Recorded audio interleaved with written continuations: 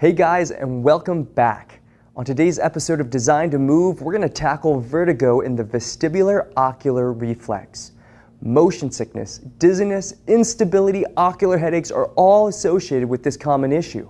So today we're going to educate you on the topic, including the anatomy involved, the mechanisms that could be at play, how to assess for it, and a suggested intervention for those dealing with the issue. As always, if you have any questions, reach out to us at admin@fluidhealthandfitness.com. Let's get started.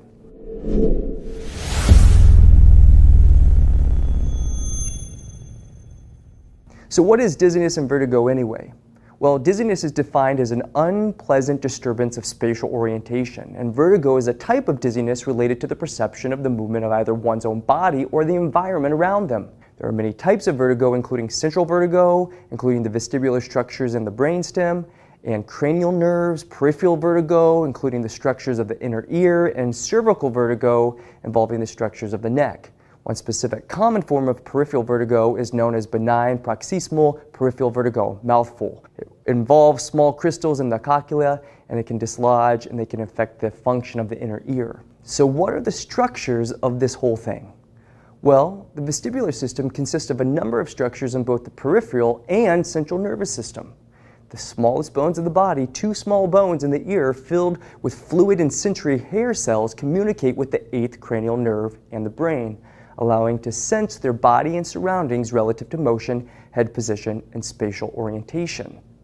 The vestibular ocular reflex is a mechanism of the vestibular system which integrates sensory, vision and movement inputs with a motor or muscular output. Simply, the vestibular ocular reflex is the process by which one is able to maintain balance and stability while the eyes and head are constantly moving. When the head moves in one direction at a given speed, the vestibular ocular reflex engages to create a motor response of the eyes in the equal and opposite direction, readjusting the visual world consistently or continually. So now we're going to get into the mechanisms associated with the issue. Vertigo can have a variety of causes, including stroke, traumatic brain injury, infection, migraine, head and neck injury, along with all sorts of other things. Again, the dislodging of the tiny crystals of the inner ear are a common factor, and tightness in the suboccipital and cervical muscles can also contribute to this dizziness and vertigo.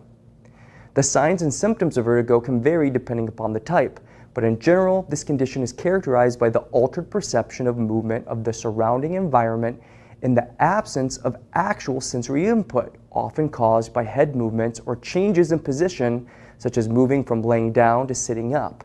This sensation can lead to nausea, vomiting, and fainting, and tends to come in the form of episodic attacks rather than a constant sense of dizziness. These attacks can last anywhere from seconds to days, depending upon the cause of the symptoms. A closer physical exam will show abnormal eye movements called nystagmus, or rapid involuntary eye movements, or corrective jerking movements between the fixation points.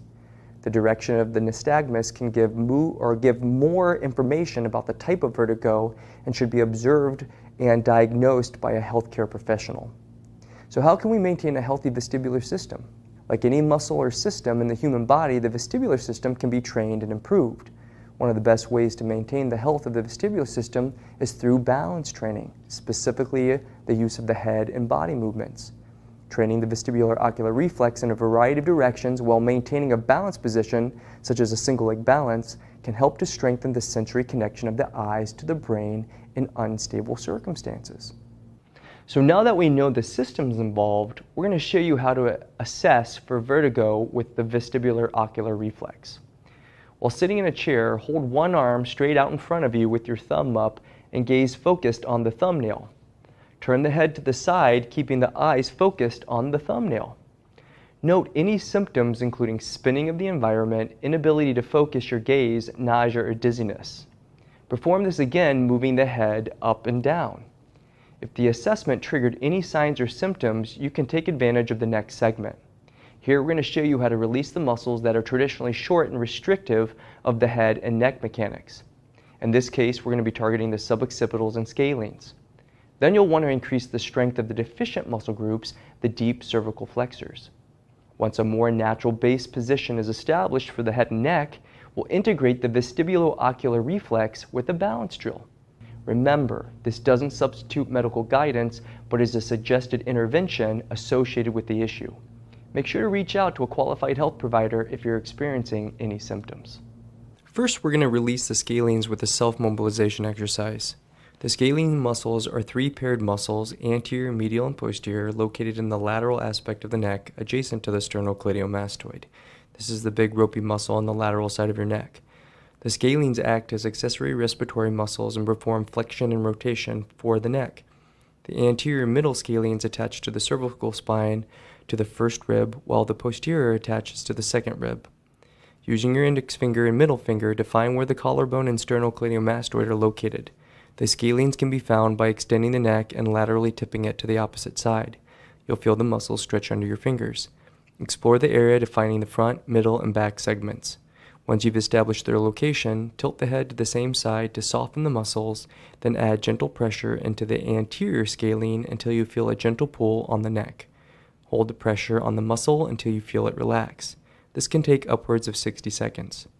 Once the muscle releases, gently tilt your head to the opposite side of the body and rotate your chin towards the same side.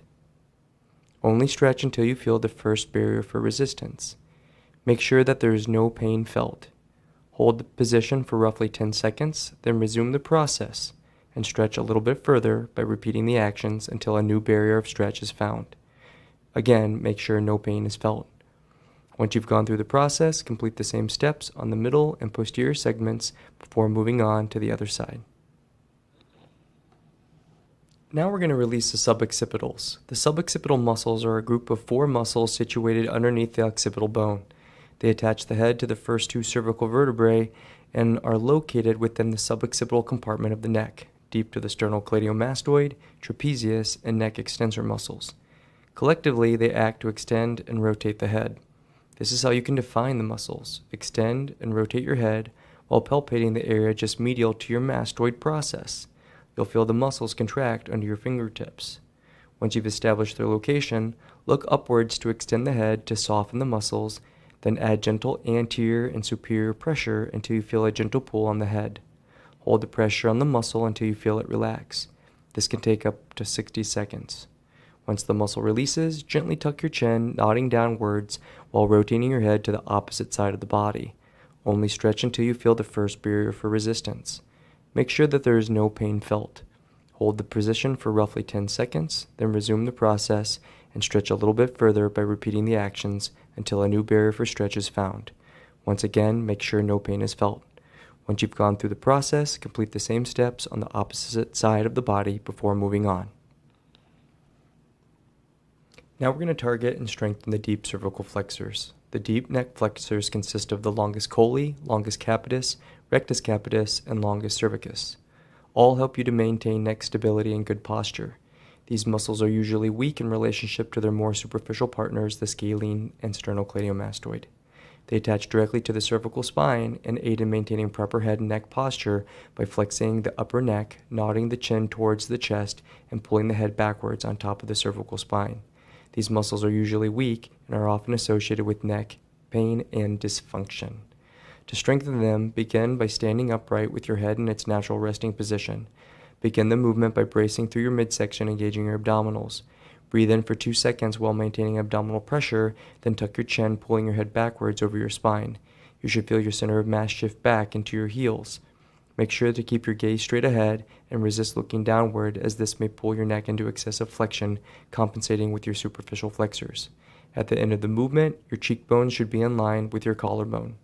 Hold the position for 2 seconds, then allow your head to move forward to its resting position. Complete the steps for 20 repetitions or for roughly 2 minutes of time under tension. Complete 2 sets, giving yourself 1 minute of recovery between each exercise before you move on. The last exercise is a single leg balance while maintaining a fixed gaze. This is an integrated exercise that factors in the vestibular ocular reflex. To perform the movement, shift your weight to your right leg, bracing your trunk and hip with your obliques and glutes on the same side. Lift the opposite side or leg into the air by flexing your hip flexors and internal obliques. Raise your right arm up to 90 degrees of flexion with your thumb up. Keep your chin tucked with your neck in extension. Rotate your head left to right while maintaining your gaze on the thumbnail. If you feel any dizziness or discomfort, reduce the movement of the head. Make sure that while rotating through the head and neck, your chin doesn't lift away from the chest. Complete 20 repetitions, alternating between right and left rotation. Complete 2 sets, giving yourself 1 minute of recovery between sets. That brings us to the end of our program here, guys. Again, we thank you for joining us. We appreciate you listening and taking in all the information today. Once again, this is just a couple of the relationships linked with these issues.